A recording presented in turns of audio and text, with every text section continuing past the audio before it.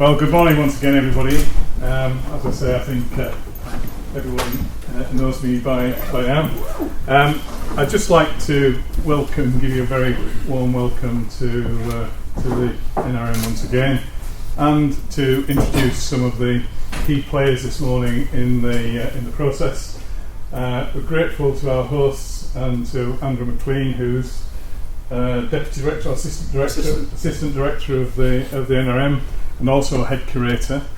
And I'll go through the agenda shortly. We've got the Managing Director here this morning of Dapol, which is Joe Bright. And I know many of you have been speculating about whether this was an announcement about Dapol actually pulling out of the engaged market. The speculation coming from an industry insider, and as every industry insider said this morning, it must be one of you. But I think we can confidently confirm with all of the senior managers, even Dapol here, that's absolutely not the case. So let's put that one to rest. We've got the Managing Director of Rails of Sheffield, John Barber. SMG Enterprises Group Retail Manager, Tom Mackie, who's also going to speak, and his Associate Director, Alistair Otto, is also here this morning, sat at the back from Enterprises. And one special guest this morning, which is the noted academic historian, ex-Cambridge postgraduate in history, and commercial, a detail advisor to the project, James Hillsden.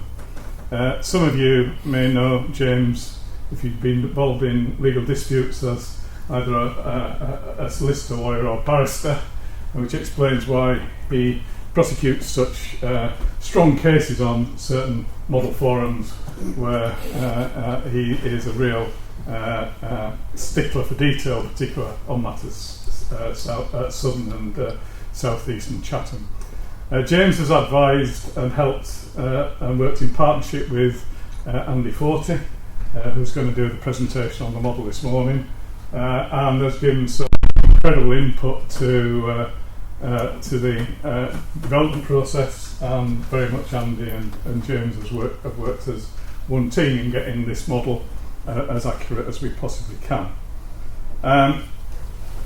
Finally, and most importantly, there's a guy in the audience, if I can just spot him, sat right at the back, Dennis Lovett, who's actually pulled this event together in relatively short order and short notice. And I'd just like to thank Dennis for the fantastic amount of work he's done to get this event organised today and get all of you here. I can tell you from past experience that's no mean feat. And I don't know how many thousand emails Dennis has circulated in the process, but Dennis, fabulous job, mate, real professional, and delighted to have you in the NRM team. I ought to, I guess, just say a little bit about myself and this model. Many of you will know that I've been involved with the National Railway Museum for many, many years.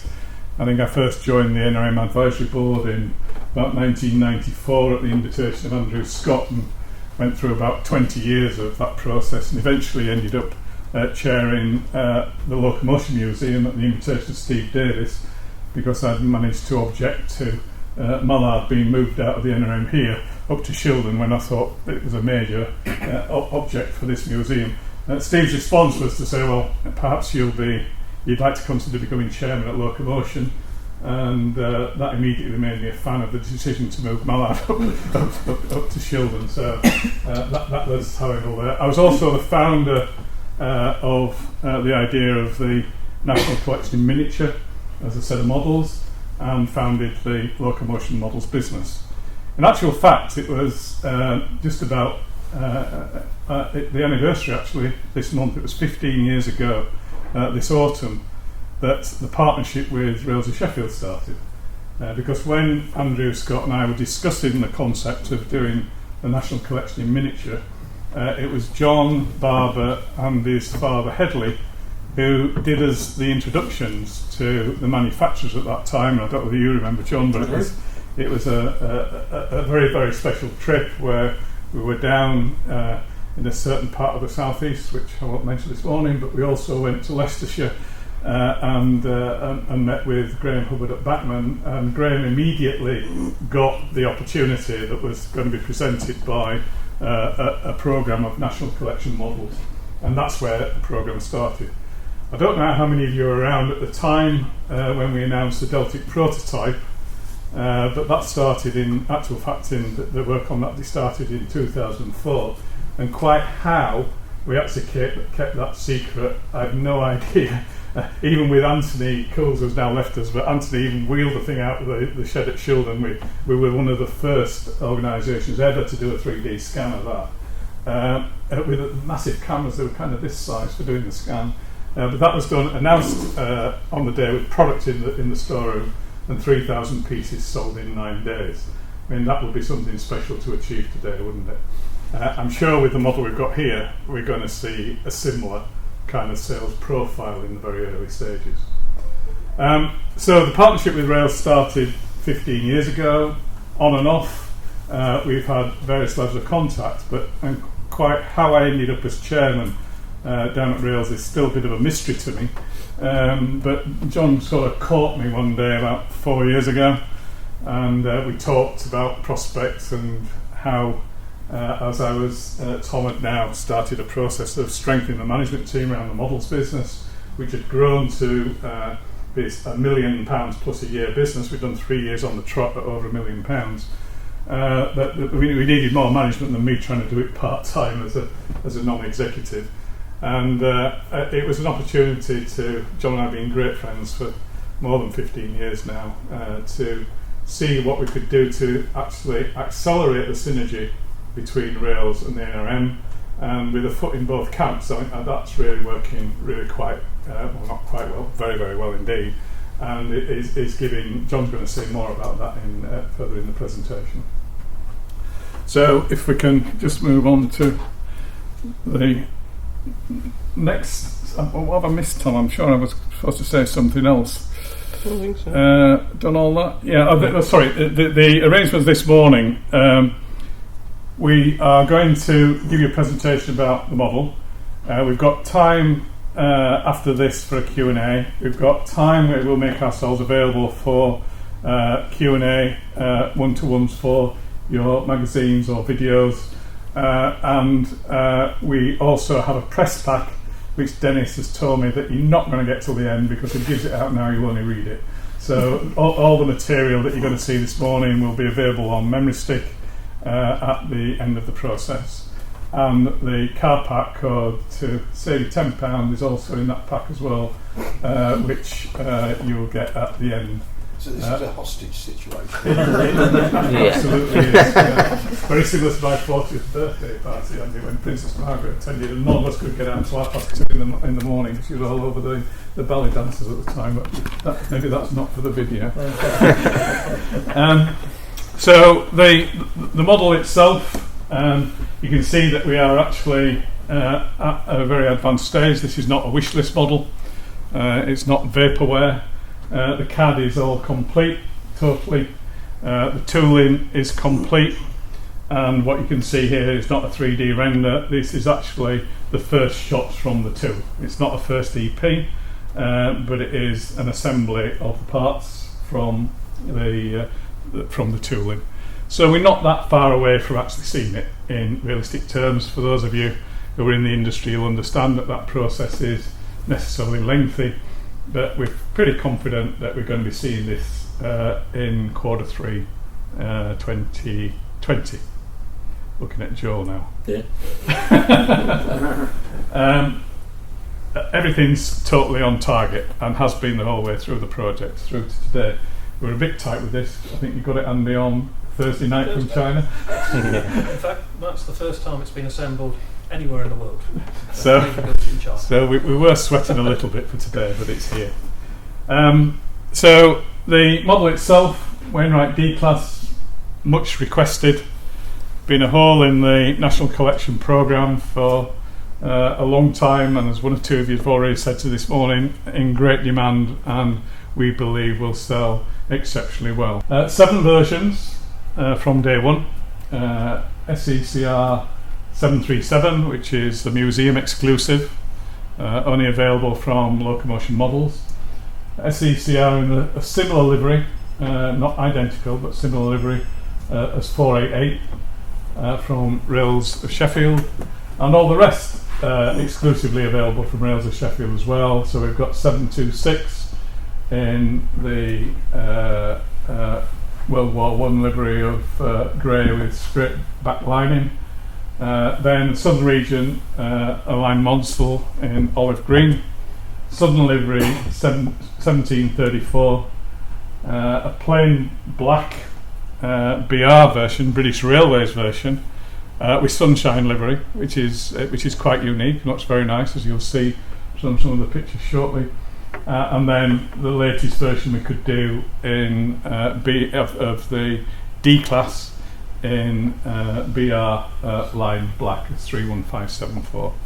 So those are the models. Andrew's got to leave us at about 10:30, so I'm going to ask Andrew to speak first about what's happening here at the museum. Yeah, well, good morning everybody. Good morning. And just like to extend a very warm welcome to the National Railway Museum. It's great to see you all here. I'm going to just give a few words about the museum's plans for redevelopment. And that's very important to sort of tie that together, because of course the commercial activities that we see here on site are very, very important to us in helping support the work that we do, both here in York and at our other sister museum, Locomotion in County Durham, Shildon. And of course a key part of the commercial activities are the wonderful models that have been produced over a number of years now, going back to the Deltic prototype that Brian mentioned a moment ago. So, just to give you a very quick sense of what's happening here, for those of you who are maybe not aware of what's happening to this area of York, we're part of a redevelopment scheme called York Central, which will become Britain's, and I think probably Europe's largest brownfield site redevelopment over the next 10 to 15 years. The site is considerably larger than the site currently being redeveloped at King's Cross, for example.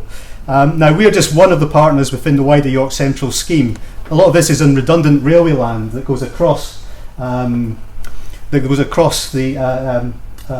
whole area behind the museum, and we are just a very small part of that. So Network Rail are the largest landowners, and they are heavily involved with York Central, along with City of York Council and Homes England as well, because a lot of this is around about new housing for York, new office developments for York, something that York is very in short supply of. And within the city walls, of course, the areas for redevelopment are quite small indeed.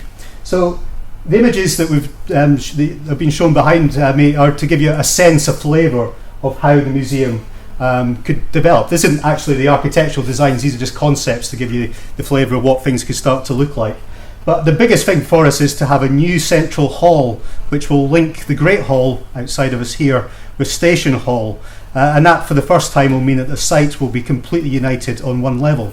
And at the moment you've got this very unsatisfactory position where you come down into the museum, go down the staircase, back up again into the hall between the two spaces, and you're going from outside to inside in the process as well. So it's a real game changer for us as a museum. But other plans as well, we're looking at complete redevelopment of the whole site, inside and out. And you see here, this is our South Yard, where the steam rides, well, we say steam rides, it won't just be steam, we'll have diesel, maybe even battery powered locos in due course, will be extended into a wider parkland, which is part of the York Central scheme. We'll also be looking to relocate our engineering workshops to probably to that side of the site as well. This is sort of represented by one of the buildings here. Don't read anything to Flying Scotsman being there, incidentally. That's apparently these architectural renders. There's only 3 locomotives, I think, that you can actually use, and 2 of them American, the only one's British, and the only British one you can get is Flying Scotsman, so, in apple green livery. So we've got these huge plans, and you may have seen at the weekend we were very fortunate to be awarded £18.6 million towards our overall plans for £55 million redevelopment of the museum. So York Central is an £800 million redevelopment. We're £55 million of that, and that includes the redevelopments at Shildon as well. So that 18.6 million amongst the money that's already been raised towards that target takes us over halfway towards our target of 55 million. So it's a real boost for us, and this gives us a real chance to redevelop the museum And actually, from the Great Hall perspective, we'll start to tell the story of the railways and why the railways are significant, what the railways led to, and how the railways impacted on all of our lives and continue to do so. The Central Hall will enable us to start to tell the story of the current and future railway too, because the railway story, of course, doesn't end. There's a huge shortage of engineers in this country, as I think you will all know, and we can inspire younger people, whether it's through models or through what we do here in the museum, to look at railways as a career, to look at engineering as a career generally. Then we'll be doing a great service to the future of the country also. So really exciting times ahead. We call this Vision 2025 because we want all of this, all the redevelopments in York and Shildon to be open and ready for 2025, which of course is our 50th anniversary, but also the 200th anniversary of the opening of the Stockton and Darlington Railway. And both redevelopments will mean that we can showcase better than ever the wonderful collection, including, of course, the next the thing we're all here for today, the Wainwright D-Class 737 South Eastern and Chatham Railway locomotive, which I think many people will say is probably the most handsome locomotive in the collection. You're ahead of me there. I was going to come on to my surprise photograph there, but you see it there. There we are. But with the 737, just to give you a little bit of historical background to the locomotive, 51 were built from 1901 to 1907. And actually the first one came out of the workshops in 1901 in February, which was just a month after Queen Victoria died. So arguably these were the first great locomotives of the Edwardian era to emerge, because they did emerge in the very first full month of the reign of King Edward VII himself. They were built in a variety of locations, in Leeds, in Newcastle. 20 of the 51 were built in Glasgow. People always associate Glasgow, of course, with shipbuilding, but at that time it was the largest manufacturer of railway locomotives anywhere on the planet. And the majority of the locos, 21, were built at the company's own works at Ashford, under the supervision, of course, of Harry S. Wainwright, who was the locomotive and carriage and wagon superintendent at the time.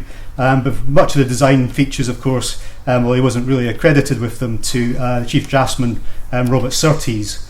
So these magnificent locos emerged just before during that Edwardian period, but of course then things changed dramatically with the First World War. They had been on those very glamorous services, including the boat trains, of course, and you see 737s paired the South Eastern and Chatham Railway Pullman car Topaz out in Great Hall, symbolic of that great sort of era of passenger travel to taking you onwards towards the continent and beyond.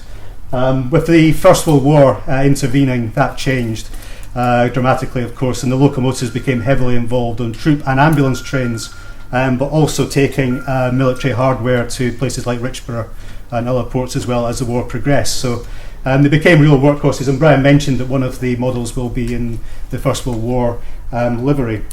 Just while we're on the war, we'll go back up to that picture. There we are. I just thought this was an interesting picture. Network Rail discovered a series of pictures last year of this incredible landslip at Folkestone Warren in December 1915. And it's incredible. This is a D-class locomotive, not 737, which is a bit of a shame in a way, but one of the sister locomotives. And this is a remarkable crash that took, obviously, with the landslip that took place in that very difficult area. And I think the local Holt station, which was designed particularly for sort of leisure market with ramblers and so on, didn't reopen again until 1923. So. It shows you that there was a big legacy of this, of course, with the war itself, to get this stretcher track back up and running. But it's a rather it's one of the few archival historic images that we have of the D-Class, and I thought it was rather nice to have something in such an unusual setting. It looks like it's on a roller coaster there rather than on the railways properly. So this is obviously a symbol from the wartime. After the war, a number of the class were rebuilt, and hold fire on that last one if we can. A whole series of the class were rebuilt, but 30 of them remained as in the original configuration, as was 737 itself. A number of them were then cascaded onto other routes as new, more powerful locomotives emerged in the 1920s under Monsell, including, of course, the King Arthur class in 1925. During the Second World War, they were still in service, but got laid up during the war itself. And then between 1944 and 1956, the class began to be withdrawn, coming to an end of a very, very long and successful life. Now, the idea of preserving one of this beautiful class of locomotives was, of course, touted, and actually 737 wasn't originally going to be the one that was preserved. That was going to fall to 31737. Let's get the numbers right, 31734. I always get the numbers mixed up. But unfortunately that one wasn't in as good of condition, so 737 itself was chosen. Ended up back at Ashford Works for restoration in the late 1950s, with the purpose of putting it into the new British Transport Commission museum at Clapham, where it became one of the star objects, and of course it's remained one of the star objects of the National Collection ever since, being one of the locomotives that was displayed here in York when the museum opened in September 1975, and it's been on display in Great Hall and Station Hall here as well in that time. So really a key part of the collection. Bit more back, so it's got a bit of a celebrity status, this engine as well. It did work the Royal Train on a number of occasions, but most importantly of all, while we have it on static display, it did come back into steam in 1981. Not actually properly back into steam, I have to say. It was very much fakery and cosmetic, because if we move on, it became a film star as well. This is it appeared in Chariots of Fire, where York Station was substituted for Victoria, and so obviously being very close to the museum, we were able to take the locomotive across to York Station to film the various railway scenes, and 737 appears there in all the fake smoke glory. So as well as being a locomotive that hauled the Royal Train, it also appeared in an Oscar-winning movie, so it's a movie star as well as a royal celebrity. So and it feels very fitting. The locomotive, which the late Jack Simmons, who was a great friend of this museum, great railway historian, likened to one of the most beautiful locomotives we've seen. He did feel some of the livery was maybe a bit too fussy for him, but I think we can all agree that it's a magnificent locomotive, and I'm just very much looking forward to seeing it in miniature in due course, but very exciting times ahead. So that was a quick whistle-stop tour through the museum redevelopment, so hopefully a sense of a flavour of the locomotive itself. I'm very happy to take a couple of questions as well if anyone has any. Well, stunned into silence.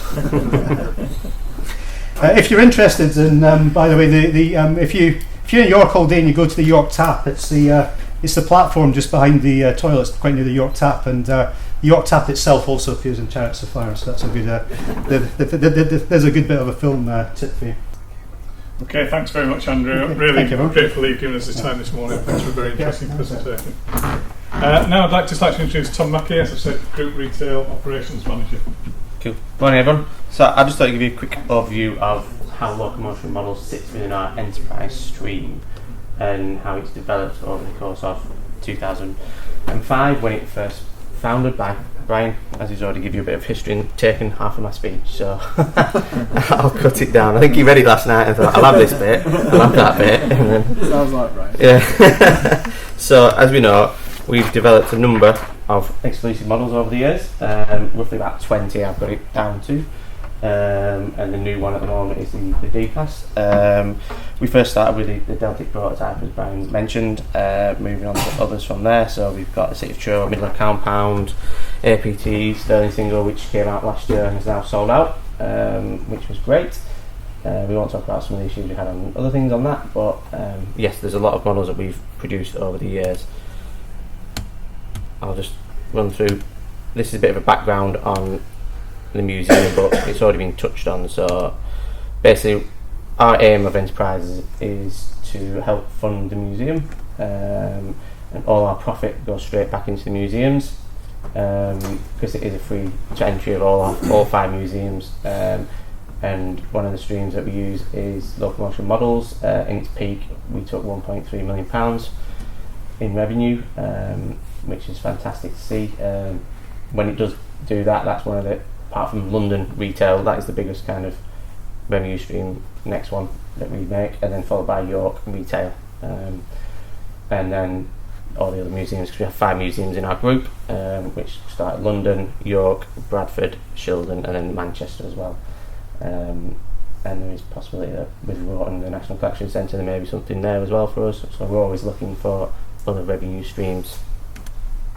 We also have other catering outlets and our models business. So I'll just quickly run you through. You all know these models anyway, so I don't really need to go into much information on them because you guys are probably around when these all came out and I wasn't, so you probably know more information on them than me. But these are just running through all the models we have done and produced over the years, and now we are in production and development even further. So most recently we've announced more, and that's those. So they're the production models that we've announced recently. So we've got the Class 33, the Terrier, which is due within the next month, hopefully. Looking at Joe again. Yeah, next month or so, yeah. Again, that is part of our partnership with Rails, which we'll touch on a little bit, but that's been a very fruitful partnership. As times have changed and manufacturing has changed and the factories have changed and the quantities become bigger and the costs become more, we can't sometimes sustain to be able to do the big quantities for just one living and one run. And this is where we found this niche market with regards to Brian and everyone from Wales and Sheffield, and how we can do that. So we've got some others in the pipeline as well, but I'm not going to touch on all of them yet. So, but we have developed many with the manufacturers around there, as you all know. So, and then that's our Sterling single, which was award winning last year and sold out in a good number of time. So we have been through a period of transition, so we didn't see as much models coming through the Locomotion business over the last 12 to 18 months. We've done a lot of work on re-establishing our product range and our forward planning. So over the next 2-3 years there will be more coming out. But as you know, everything is kept very closely to our chests. So that's basically where we're at, and John will touch on a bit of our kind of relationship, how the Locomotion models, Rails of Sheffield, and most recently with Dapol on the Terrier and the D, how that all works really well for everybody, for all parties. Okay.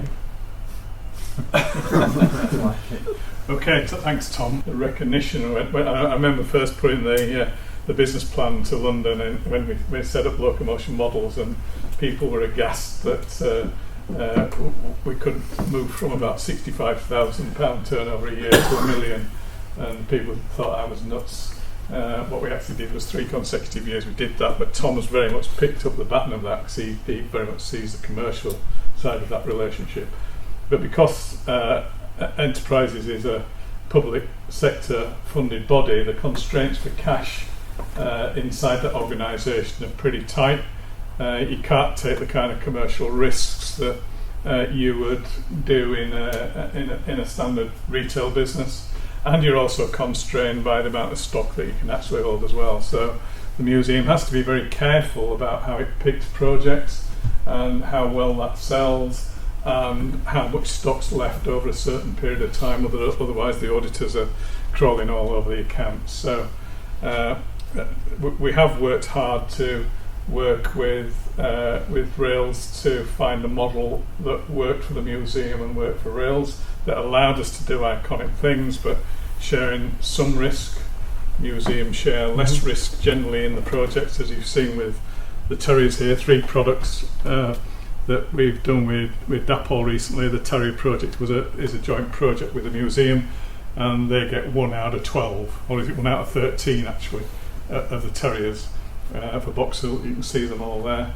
The other product that the museum are very, very interested in, which was a scoping product, which is the 2 3D printed vans on top, which we've done with the kind help of Joe at Dapol in terms of doing the livery and painting, which I have to say has proved to be a challenge with the new technology. But that project was conceived as a way of trying to support the museum in a wider product range by doing things that reduce tooling costs, because the one thing that the museum finds difficult to finance is big chunks of money going out and staying out for 2 years, which is what you're faced with tooling for these kind of models.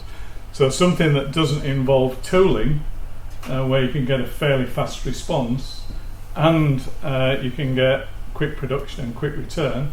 Perhaps the delivery's not been as fast as we had anticipated at Easter when Phil in particular did an interview with John and myself at the York Show. We've been a bit longer getting here, but there's another story as to why, Phil. So it's not just incompetence.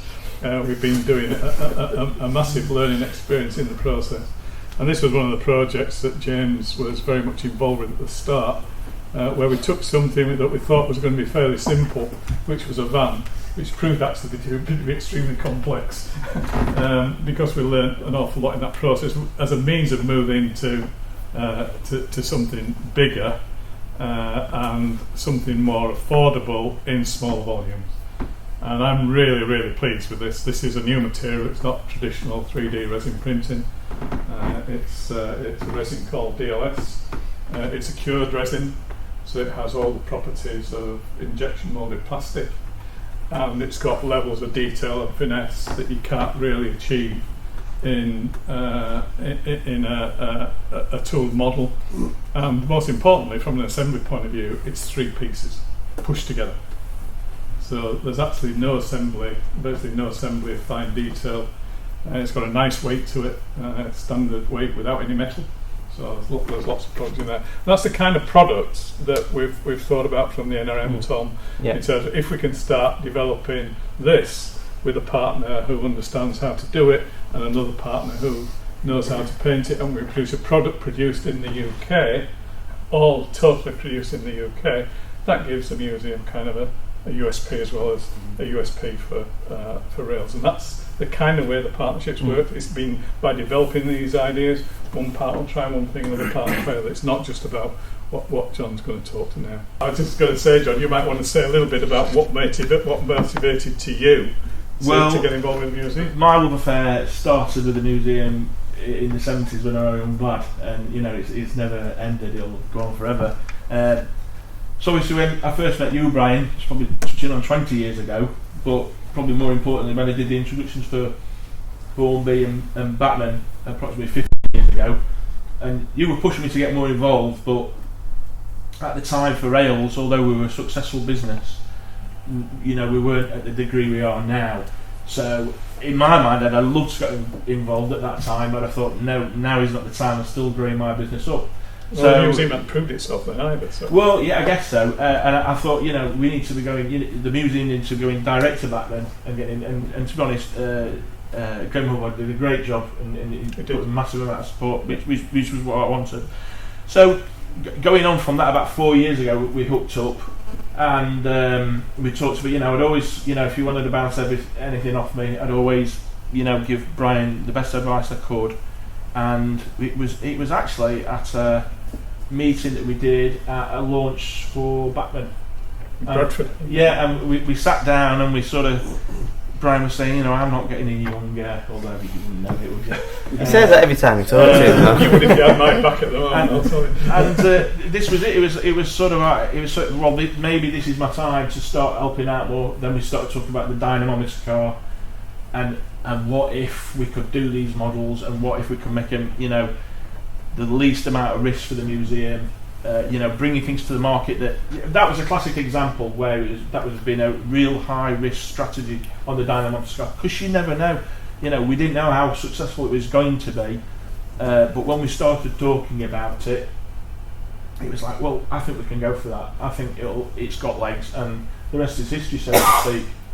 It is. That's a really great example of a project that wouldn't have happened without rails. I mean, I pushed that business case inside the museum and science museum group, and there was no appetite to do it, largely because nobody believed that you could produce a model of a coach and charge £125, which is what all the numbers were telling you in the business case is what you needed to do with that kind of tooling and that kind of volume. So the museum was never going to do the dynamometer car, even though it wanted to, because the business case just didn't fly. And that was an example where John came in and said, well, look, I think we can take a risk on that, and we could help the museum, and we could put it with a mallard, and we can let the museum have some product which they've done. Ultimately, I thought of it as us being like an insurance policy, and I've said that with Tom many times. It's like, well, okay, if it doesn't turn out how it is, it's like on us. It's going to be our problem, because the museum's got a big enough task, in securing the railways for the nation, So, but what we want to do as a retail arm is give our wealth of experience. It's our, believe it or not, our 50th anniversary next year of trading, from when my dad started selling second-hand model railways years and years ago from the back of a grocery shop. And obviously now it's a massively exciting time for the museum, and we, any pitfalls we can guide the museum around and enhance their retail arm.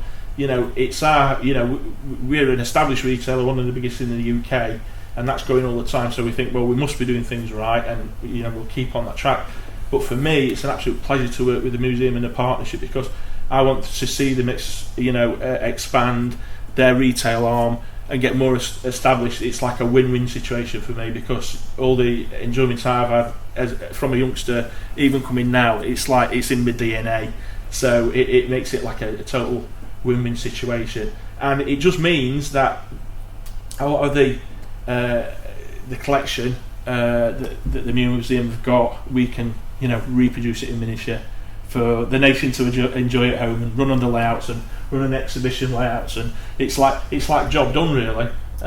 Quality, that's a key word, museum quality, and obviously we've talked to Joel and Neil and Andy and all the people we're working with. They're really taking this on board, and it's like, yeah, we might have to spend more money, but at the end of the day, we want models that people is top of the list. And this today, I think, is, everybody will agree, should be a winner. In fact, Oliver's just been showing me website sales, so that's a good start. Where it goes first, don't you? And obviously when we're doing promotions, we promote heavily the our Karma is promoting National Railway Museum. We include many features on our social media, on Facebook, what the museum's doing, when they're doing science days and things like that. I mean, it's project after project. I don't know how you do it, and it's fantastic. So if we can drive any more, remember, when people come here, it's free to get in, so they do absolutely, they want footfall, but they need support as well, which is very important, and that's what we want. We want youngsters coming in, being inspired, being girls and boys, being the next engineers, and it's something like visiting National Railway Museum, which is the spark, it's the catalyst, to perhaps start somebody's career. So it's all really, really positive stuff. So excited about the new funding the museum has got, and if we can be part on the retail side of expanding your operations here, fantastic. We're only too happy to support you. Yeah, well, we've dipped our toe back in, bringing the models back in here, which not just exclusives, but part of the partnership with Rails is we are retailing some of your products, which with the cabinets as well. I mean, that's great. Which I want to expand on that. Yeah, it's part of our master plan for retail. We've included that in, that we need to expand our. I think what as well, John, what the partnership has shown is that there's a bigger market than the Railway Museum was actually hitting or capturing. The minute that we advertise any kind of museum products on via the Rails marketing channels, there are new customers coming in that we've never seen at the NRM. And typically they've been the people who might be buying on eBay but weren't aware of Locomotion models. But Rails has got fantastic reach worldwide, and I think that's benefited the NRM brand with Rails, and Rails being a corporate partner, complements with each other. It really works well. Has widened the whole audience for the kind of premium products that we're doing. Because there's no doubt that some of the things that you do these days, where they are relatively niche, I mean, people used to tell me there was no market for pre-grouping. I think is accepted as being a new opportunity for a much wider range of modelers. In some respects, it actually suits current home environments rather than big long freight trains. The opportunity to do smaller layouts and much more compact modelling with and even preserved stuff as well, which is where the museum scores. We often find that the preserved version of anything that we do. It's true of the 812 class that we do. Absolutely, yeah. You know, the preserved version is the best seller of all of the range. And of course, going forward now, as a retailer, anything that we're doing on a retail side, on an exclusives, my first thing is how can we get the museum involved?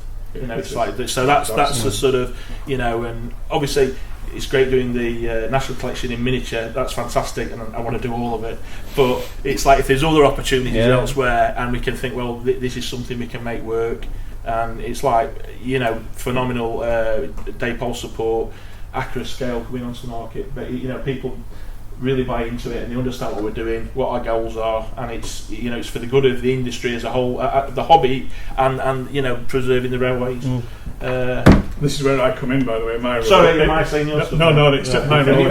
Stop John buying stock.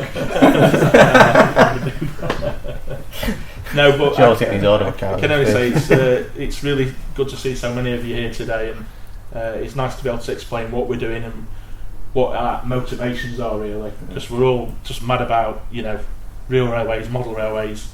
We want people to get more involved in it, youngsters, and there's definitely a massive feeling of that. I mean, the shows that have been recently on the telly with the Great Model Railway Challenge, you know, some people criticise it, but you know, one thing, if people are coming into this industry, it works for me. We did the Milton Keynes exhibition of the weekend at Getz, and Hornby magazine had done a cracking job. They'd done the kids zone, and they were giving goodie bags away, and honestly it was a pleasure looking around the exhibition when mums and dads came in on Sunday. It was free for children to get in on the Sunday, and it was actually, they ran out of wristbands. It was absolutely fantastic, and it's like, yeah, this is what it's all about. It's a family hobby.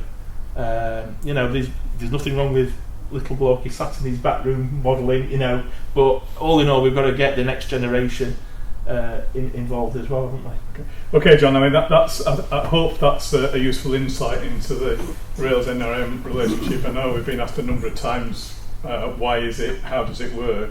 Perhaps you've now got a better understanding about how it very much is a partnership. It's not just a commercial relationship, it's about a passionate partnership that John and the Rails board have for working with the museum, and I can tell you that that's shared by the museum commercial team as well. So, awkward question, gentlemen, Brian and John, which you might not want to answer. Taking the Terrier as an example, where the NRM will have one exclusive model out of 13, probably more than 13, what it's going. What is the percentage split on investment? well, it varies by product to product, Mike. Yeah. So if it was 1 out of 13, it would depend on the volume that the 1 has compared to the volume of the 13 has. So it's proportionate. So it's all proportionate to the overall production. It's not 50-50. So anyway. Joel will tell us, look, to get to the right price point, we need to produce X. I'm not going to say what X is, Yes. because it's different in each model case, but you guys, most of you, the media, know what X has been historically, and you know what X is today, and those two numbers, by the way, are not the same. Because you've got to, it's no good producing 10,000 something if you only sell 2. You know, you've lost money. So it's totally proportionate. It's all open book. We don't keep any secrets. We don't intercharge each other. It's the business case is set down by both. We both approve the business case, and we do that in conjunction with the manufacturer. Yep. Mayor? Yeah, sure. Speaking as one who sits in his back room making models. So there's nothing. They want to sort of make it sound You mentioned it's all good for the hobby, and I can't argue with that. The only caveat I put, this will be the death of any kit for a Wainwright D. Right. Now, you can't stop progress, No. I'm not arguing with that, Yeah. but it's not all 100% good, because that would mean that Yeah. kit manufacturers, and I know this speaking to them, they are disappearing. The hobby will fundamentally change. As I say, you can't stop progress. But speaking in a selfish level, I'm going to be stuck. I agree with what you're saying, but seeing both sides of it, on the retail side, on the pre-owned market, we have a phenomenal amount of kit builds that we bring in, buy in and resell. And sometimes I like to think, why would anybody buy this kit now? Because there's a ready to run out of the box one that's superb. And I think just people they like the feel, the white metal, or the etched brass. The hours have gone into it. It's bespoke, hand built, and there's a magic all about that. You could sort of say, with remember the old Wren models, and you say they were so crude and out of scale, but you can't take it away from it. There's a magic about it. Same with Hornby Double A. You look at the generic models they produced for years and years and years, but there's still a magic about it. And I say with modelling, it's whatever puts the jam in your donut. There's no wrongs or rights to it. If you love it, then go for it. So I do agree that it's a shame to see the smaller sort of industries, almost cottage industries, with some of the kit building. But I think there's new innovation coming along, and that's it. And I think these people who've got these skill sets to do model kit manufacturers, hopefully will put it. There's lots of things that won't ever be made by mass manufacturing. So I think there's always going to be a place for it. But I agree. Historically, a lot of the things that have been done where you could only get them in as a kit. I think the point's well made, Tony. Absolutely. I understand what you're saying. I don't entirely agree with you. I think there's a challenge in making kits. I mean, I've been in the fortunate position I could virtually go out and buy what I wanted, but I still made kits. I still made a model of a Duchess from a DGH kit because I wanted the challenge. Yes, and it took me the time. And I think there's a limit to where you get motivated just by buying products. And if you get into the industry, because you can buy product which is good to get you started, I think your mindset does eventually change over time. To get onto the main reason for being here today, and that's the new project with Dapol on the D-Class, and Andy's going to take us through that development process. Just by way of introduction, we gave Dapol a challenge right at the very start about raising the bar with the next model we produced after the Terrier, raising it again. I mean, that is a fantastic model in itself, but we wanted to move up another level, and the challenge for this was to produce a model of museum quality that equalled or surpassed the Sterling Single. And I can tell you, having sweated blood with Bill Schneider at Rapido over the Sterling Single for 2 years, with every single point of detail raised by our honourable friend in the middle of the room there over the look of over the look of the front you picked end the wrong of place it to sit, James. Bill and I went back and completely redesigned it. I can tell you that what Andy's doing in professional terms is equal to anything that I saw coming out of the early stages of Rapido, and I think we really do have a world-class winning model. Sterling Single Andy won not just model of the year. There were people who said it was actually model of the decade, so perhaps you can make this model in the last 15 years. Over to you. No pressure. No pressure. Morning, everybody. Morning. Right. Actually, I can try. You can use that. I can try if you like. Thanks. Right. So, the model. The brief, as Brian has said, is to produce a museum quality model, but obviously keeping it a reasonable, affordable price. So, not a huge challenge, but I think we've approached that. What I'll do is just run through the specifications initially. With a 440, obviously balance is very, very important, and you'll notice that we've achieved that by looking at die-cast chassis and the die-cast boiler, which is moving a centre of gravity back between the driving wheels, so that all of that weight is concentrated right where it's needed. It's also nice and low as well, approaching the axle lines. That's in terms of the centre of gravity.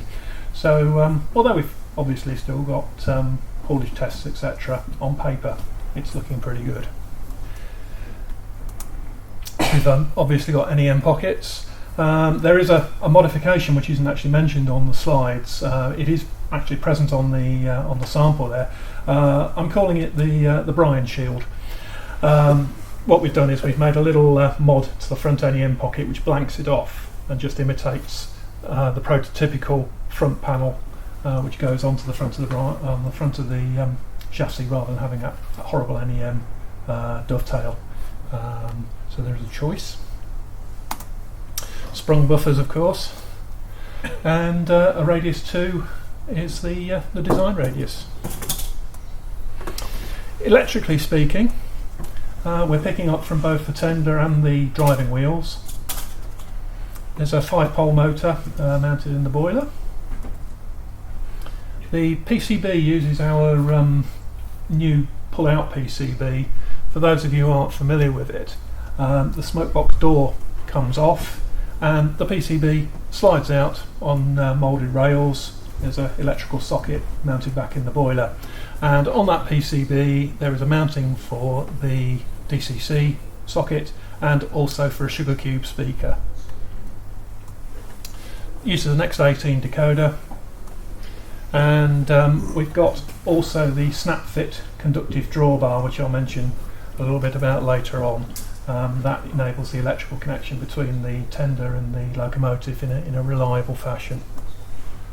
We've also got the option of an additional speaker in the tender, and that's pre-wired, so for those people who want a little bit of extra oomph, then just pop the tender top off. There's 4 screws, and the speaker is attached to a PCB in the tender. It's also got Dapol's now trademark Firebox Glow. And just moving on to the detail, obviously museum quality loco, very important. So we've taken effort, and I've just picked out a few highlights here. So the profiled wheel spokes we're quite pleased with. We've got a very detailed motion.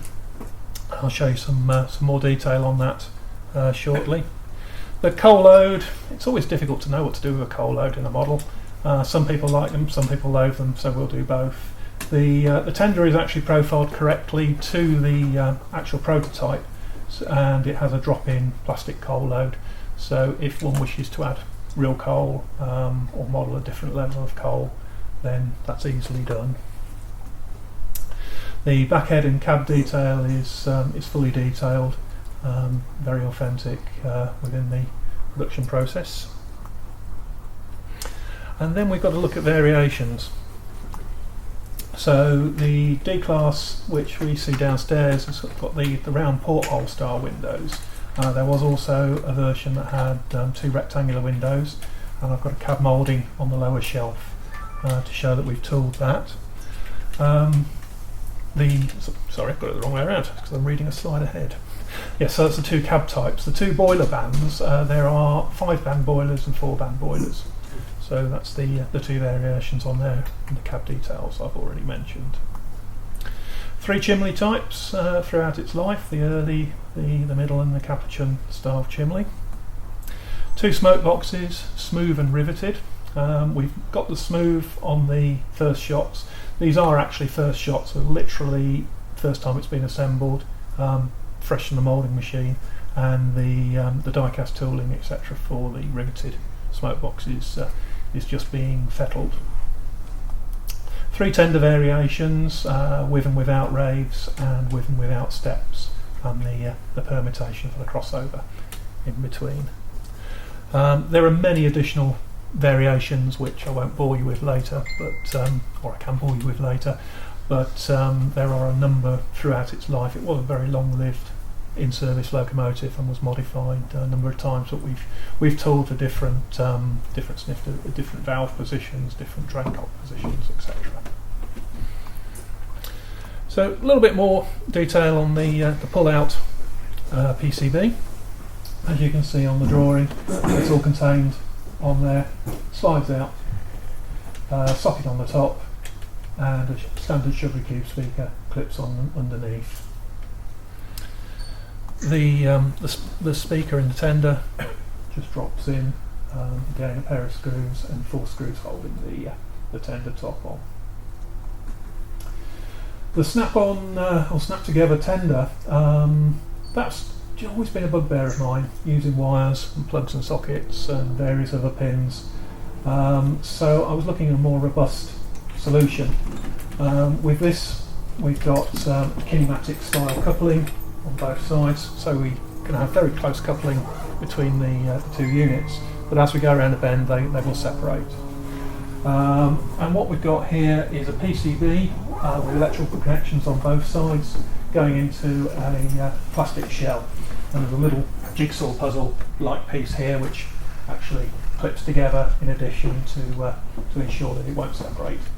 What that means is that you can either put it together in a traditional way, just by slotting them together, or you can put it on a straight piece of track and just push, and it literally will just click together.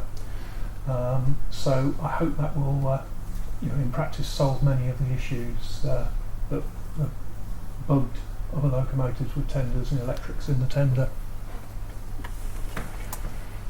Okay. So looking at detail again, obviously there was an awful lot of work done in conjunction with James and the museum, looking at such details as the motion. It's obviously not a working motion in 00, but we've given it as much attention to detail as possible, and you'll see that translated into the model, and you get charts in the front. Other little details, the steam reverser. We had many happy hours clustered around the locomotive discussing the various purposes of these devices. So you can see as it translates through artwork and the CAD. The EP at the moment isn't fully fitted because the forming wires and connections within the time available is a little bit tricky, but that's all tooled, as you can see. And then we're on to livery variations. So this is the actual artwork which has now been approved. So we have the museum 737 version, which, as you can see, has the extra boiler band just under here. We have 488, which is the SECR authentic livery. Again, just missing that extra boiler band and one or two other minor detail changes. Wartime grey. We chose this one because it was a little bit more interesting than just plain grey. Got the scraped back lining, which is supported by photographs, and obviously somebody liked that was a little bit of brass, and it actually translates very well to the model. We have the Southern livery, olive green. Again, there's several versions of this livery actually photographically recorded. We picked this one again because it was a little bit more interesting, but there are a number of other techniques that the Southern used to put the lining around the cab and the splashers. We've then got Southern Sunshine livery, wartime black, and we've got British Railways Southern Sunshine, which, as Brian mentioned earlier, is quite unusual and was the subject of some interesting discussions. But again, it does add some variety to the series. Then finally, we have the BR lined, fully lined version. This is one of the few actually that's a colour photograph of. But again, there are a number of other lining applications for future models. So that was a very quick run through of the model. We're going to have the opportunity for a panel Q&A now, but if there are any particular technical questions on the model, then please fire. Andy. Sorry, Andy. Don't know if I missed it there at any point. Have you built any compensation into this one like you did with the V4 at all? The compensation, because of the 440, it's taken care of really with the chassis. So the driving wheel itself isn't sprung. But what there is, there's sufficient. The wheelbase is so short, effectively, that it's not necessarily required. Is the bogie sprung? The bogie is sprung and fully suspended. Yeah. One thing I noticed, and I'd never seen this or noticed it before, there are studs between the spokes. Yes. On the rim of the bogie wheels. Presumably they're real things that held the tyre on. Yes, they're definitely present on the real thing. They're slightly strange because they're square as well. Are they on the model? They are on the model, yes. Yeah, and they're also about 6 on the driving wheels as well. That's right, yes. My word. I don't think anybody's ever made a wheel like that. They just appear to be quite very characteristic. Every now and then when I'm looking through photographs, a particular detail jumps out, and the studs actually were one of those details. So you're actually putting them on? Yes. Oh. Yeah, you can see them on the... right. Although, as I say, I will stress again that is first shots, and there's the fit of certain components and the finish, and also availability of some of the parts were low. But these studs are present on the wheels there. Very briefly as well, your method of fixing loco to tender, so it's just like, so you don't have that nasty loop of wire which tends to come apart. That's gone. What it is, it's a rigid, so it's flexible, obviously, to go around curves and on a sort of a kinematic style, but it's rigid enough that one doesn't need to use tweezers or Mark 1 eyeball, etc., to line everything up. There's a slot and a rigid tab, so it's basically slot tab A into slot B.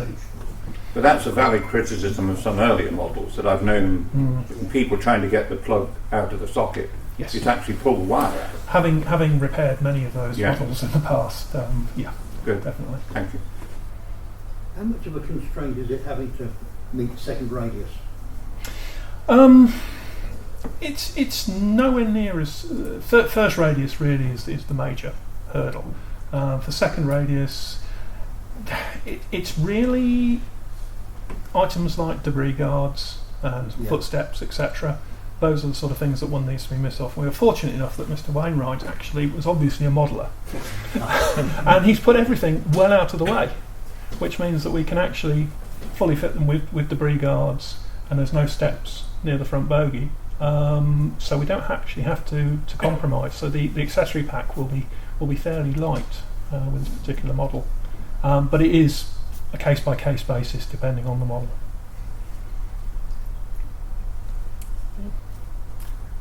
Yes. May I ask, what's the intended price point? I believe it's. I'm looking at Joel now. It's. I think we haven't determined it yet. We're just because of the way the currencies are going. But we're seriously aiming for under £200. Really? Thank you. Even for the most decorated version. Yes. I I think you all appreciate that it would be foolish a year out to try and predict what's going to happen against the pound against the dollar. But we've been caught with that before with projects. You know, we've commissioned projects and it's $1.40, which I've done with Joel, and now we're faced with $1.20-25, and your margin's gone. But we are committed, and we've business case this to be able to produce it in the volumes that we're doing, with the range that we're doing, to be pretty certain that, with the exception of a complete disaster, this is going to be below £200 for the most expensive. That's amazing. Which presumably will be the full Monty NRM livery.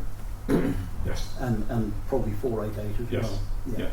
But as has been said recently, I could have said, well, I'm not going to give you the answer because I don't want you to weaponise it against me. Last thing I'm going to do. If the dollar drops below 120, we might have to think again. But all we would do is we'd recover the currency. If we get a bonus, the price will come down. Speaking as a punter, this will sell at the shed. Certainly, the early feedback I've just been reading in suggests a universal applause for